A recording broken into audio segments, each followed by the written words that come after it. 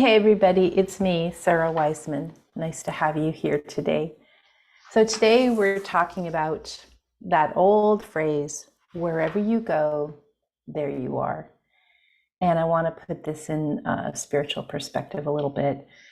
So the channeled message is, wherever you go, there you are. This includes wherever you find yourself in earth reality and wherever you travel in etheric realms. So I've been focusing a lot of these teachings for those of you who are already pretty far along in your psychic development, spiritual awakening. You maybe have an active journeying practice. And so for those of you, a lot of this probably makes a lot of sense. Like you're like, okay, yeah, I've been following along. I experienced this. This is how it works for me. Yes, I agree. Or yeah, here's how it is for me. I relate to it. And then for a lot of you guys who are newer to this idea of psychic opening, spiritual opening, and especially this practice of journeying in the other realms, which is when we go into a meditative state, and instead of with more ancient traditions focusing on the breath, or instead of focusing on relaxation, or instead of focusing on de-stressing or going into the vastness, in the work that I teach, we go and we journey and we seek answers. And the answers show up as known sensing, visual sensing, and clairvoyance. Often we come across guides in the angelic realm, the departed. We get archetype and symbolic answers that are related to our understanding in collective consciousness. So all this starts to happen when you start this journeying practice, and when you become a soul traveler, which is sort of like what I like to think of us as. So this idea of wherever you go, there you are. So you yourself, wherever you go, when you're 7 years old, for example, you fully inhabit yourself as your 7-year-old self.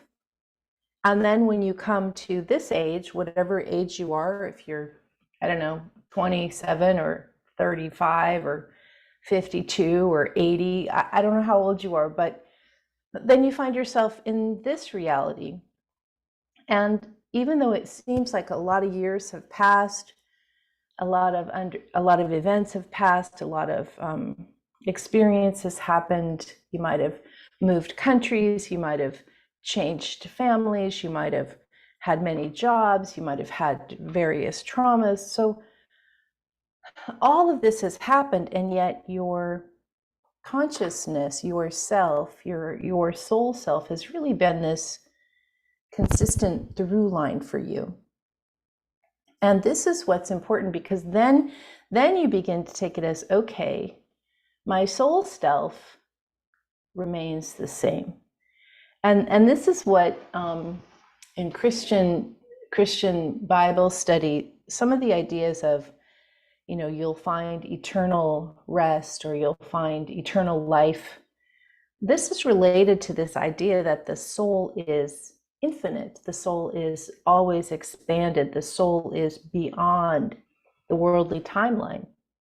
And this includes timeline of this lifetime, whatever you've come here to experience, and also timeline of all the lifetimes you've had, which lots of us have had many, many, many, many, many times around the planet, many times through this earthly experience. We're very lucky to have had all this time here, feeling and experiencing and understanding.